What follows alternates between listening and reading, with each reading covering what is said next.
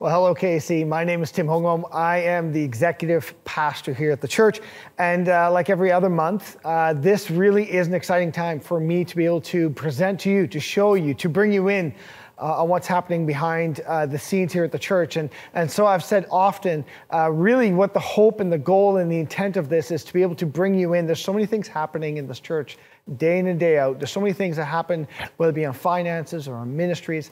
And often we just go through them and really the success stories or the stories of what's happening and how God's provided.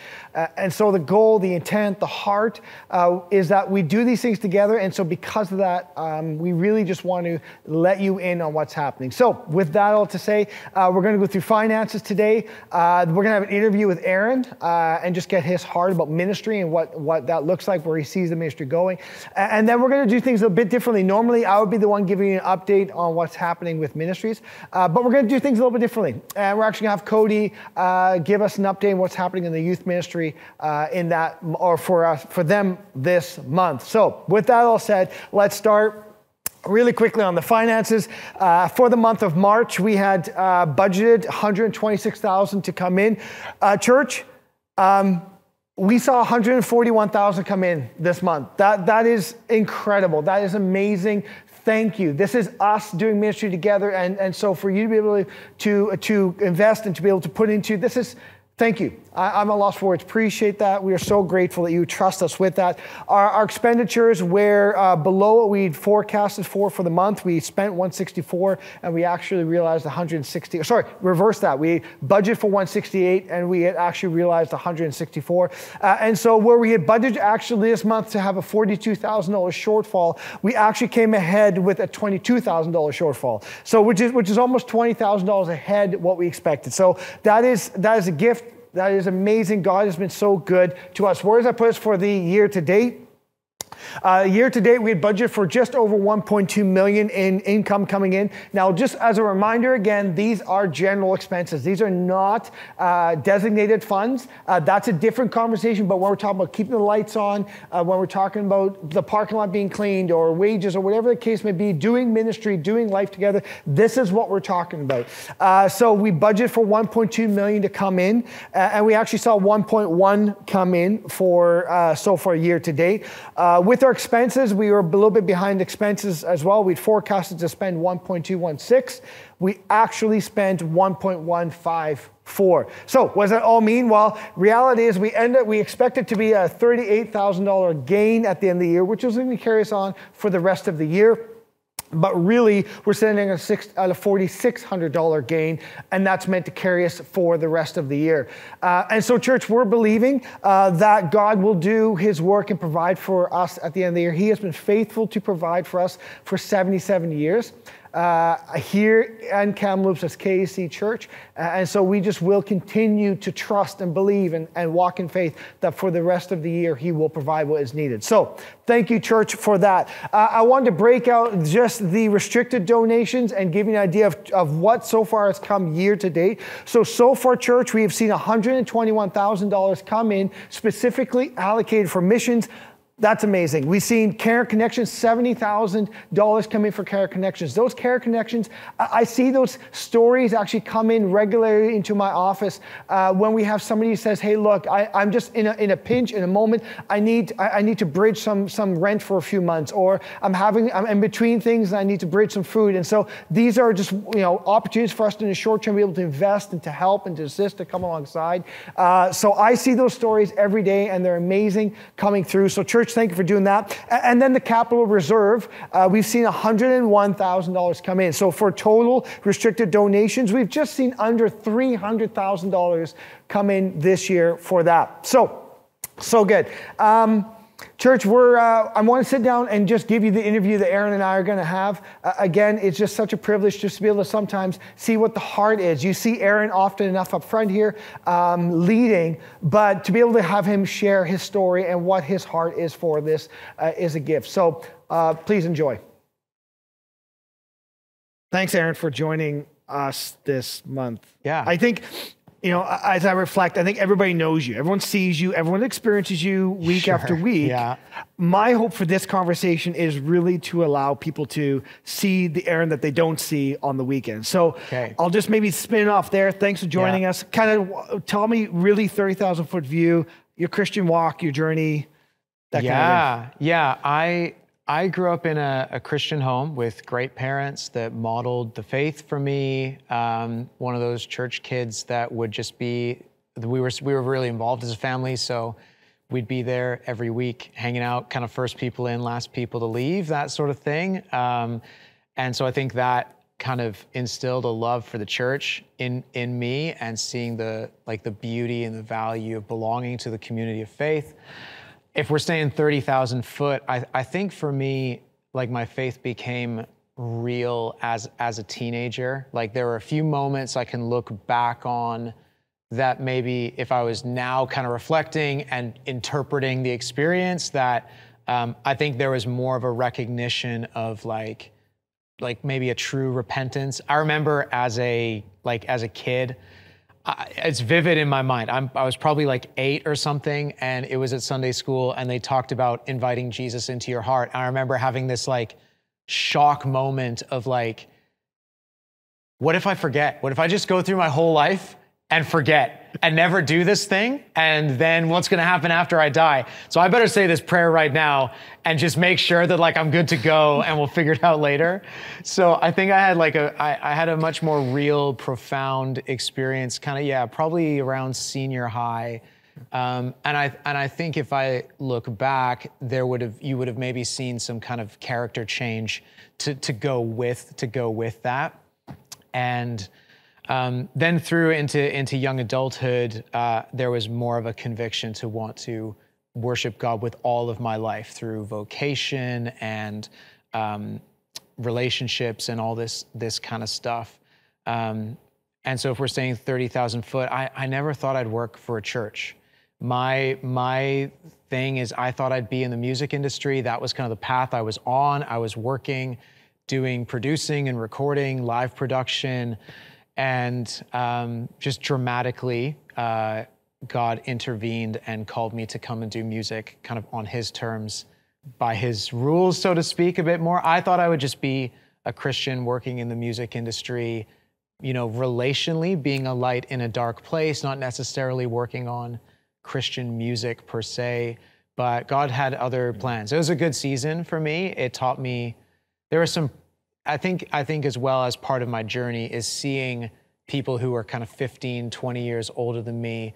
And some of the, we were working on albums that sold hundreds of thousands of copies or millions in some cases, but their lives were in shambles. And I felt in that season as well, there was a real kind of sense of Jesus saying to me, this is what happens when people have chosen to take a different path away from me.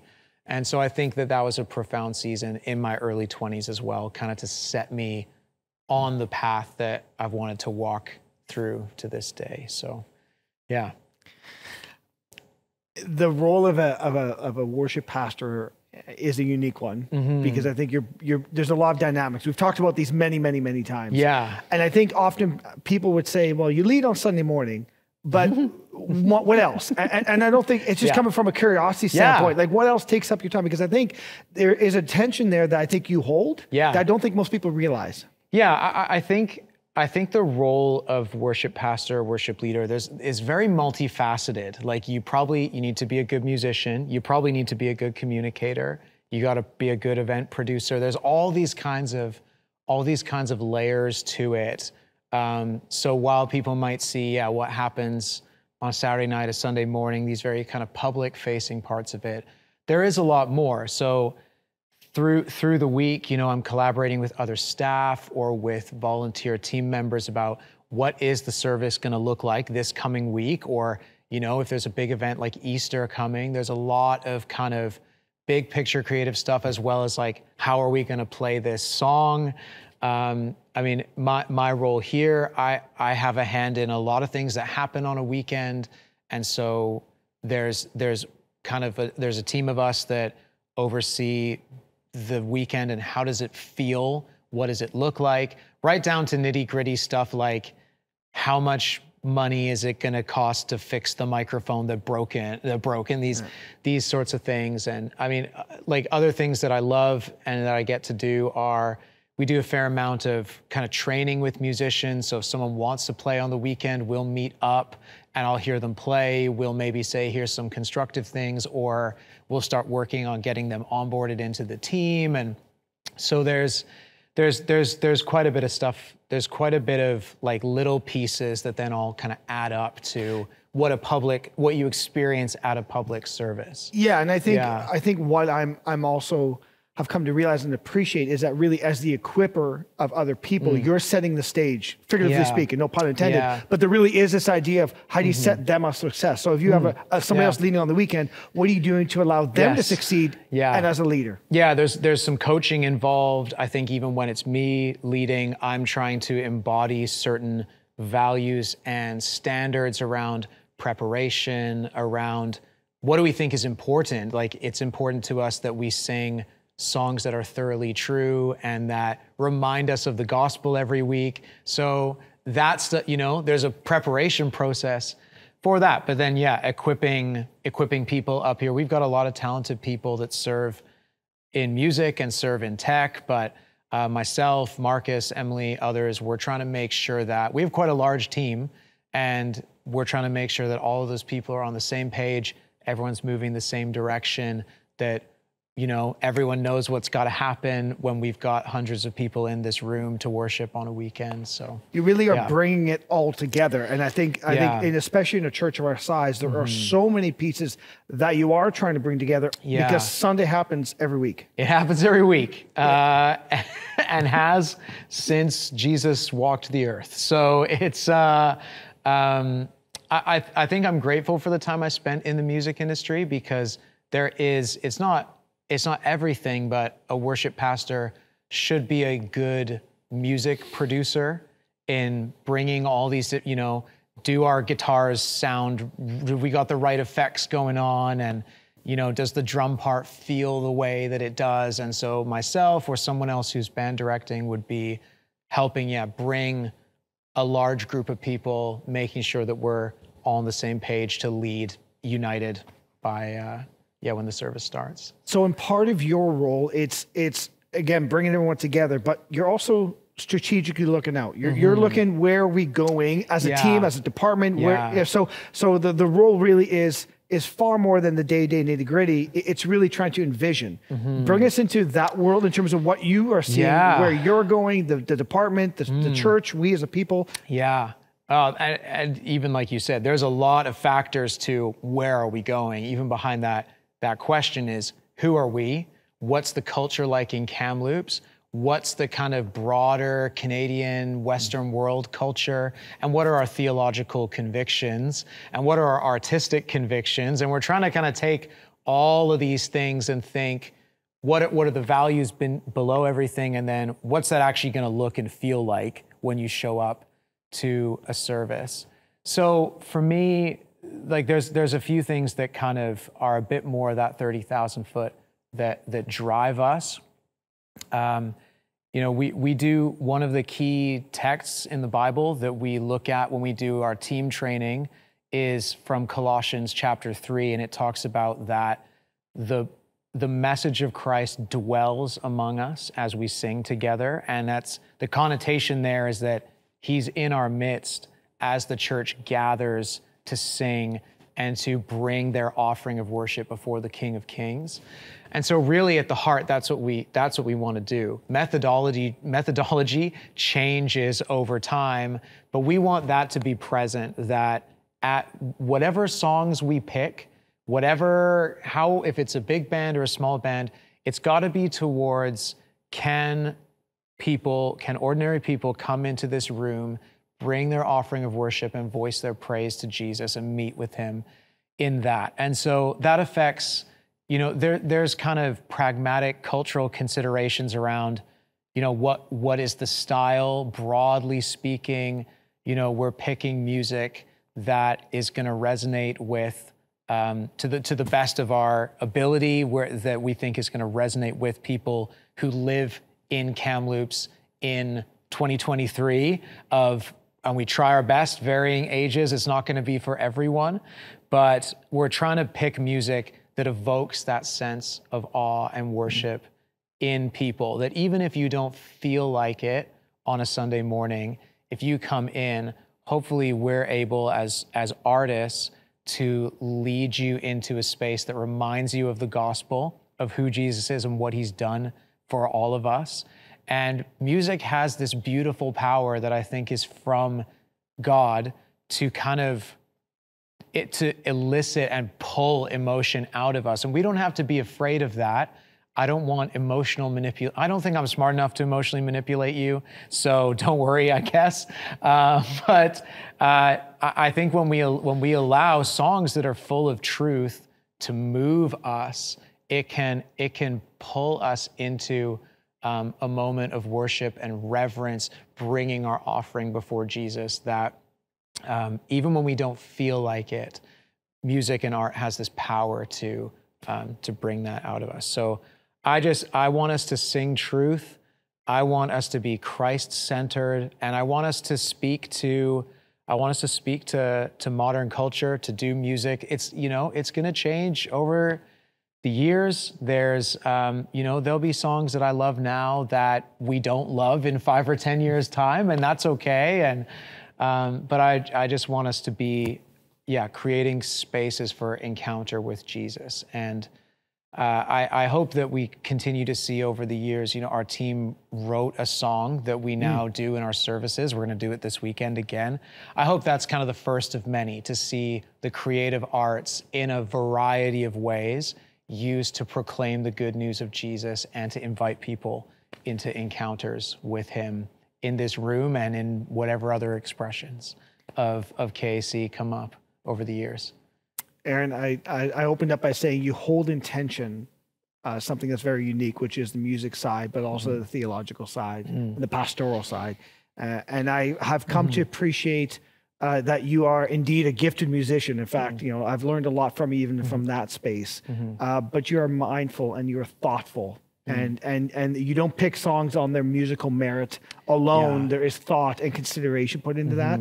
I think often we would come to a Sunday service and go, well, that's a great selection of songs, but there's so much that's gone behind that selection. And I think you embody that tension well. And I just want to acknowledge the gift that you are to our church, to me on average Sunday morning when I come, but I think to the broader community and to our, to Kamloops and really the gospel and the mission that we're on. So Arran, you are absolute gift. I've learned a lot of music things from you, but I've learned a lot of theological things from you.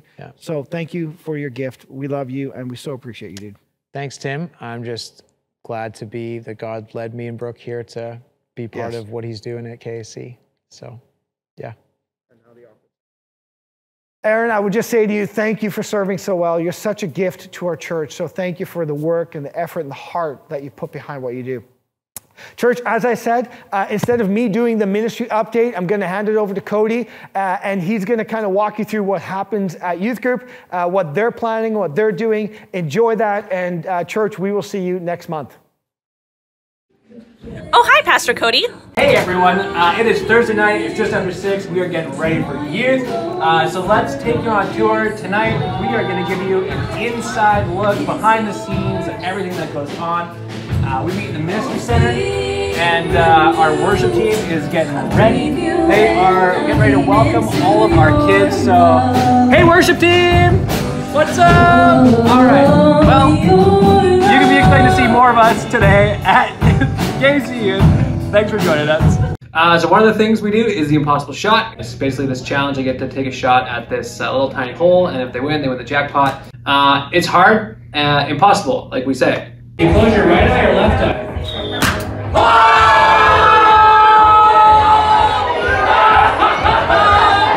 Until last night. It just happened! How do you feel? You just won the impossible shot!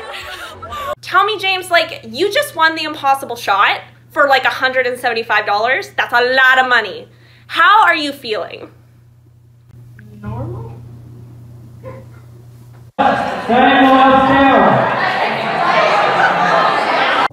Okay, guys, what did you think about the game tonight? I think it was a good idea in Cody's mind.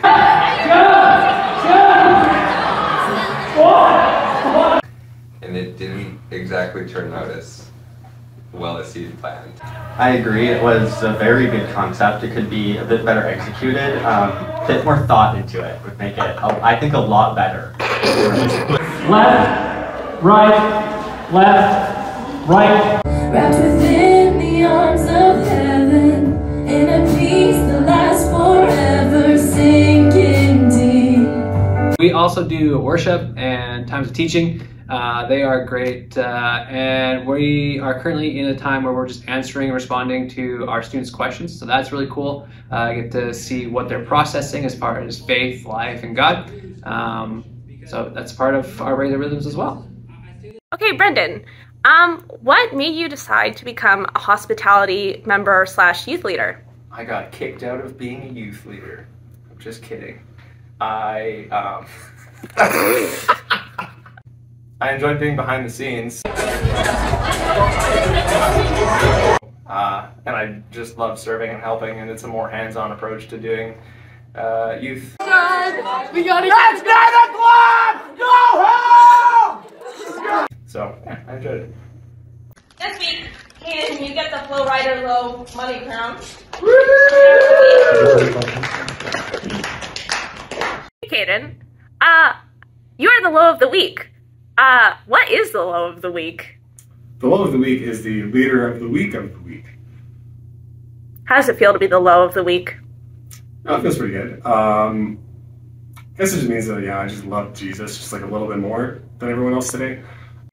No, in all honesty, it's nice to be recognized for the work I'm doing here. And it's just an honor to do it. So, yeah. That is a bit of a glimpse into a standard youth night. Thanks for coming along. And if you have any questions, let us know. If you want to get involved with us, we'd love to have you. You're never too young or too old to get involved with us. Looking forward to hearing from you.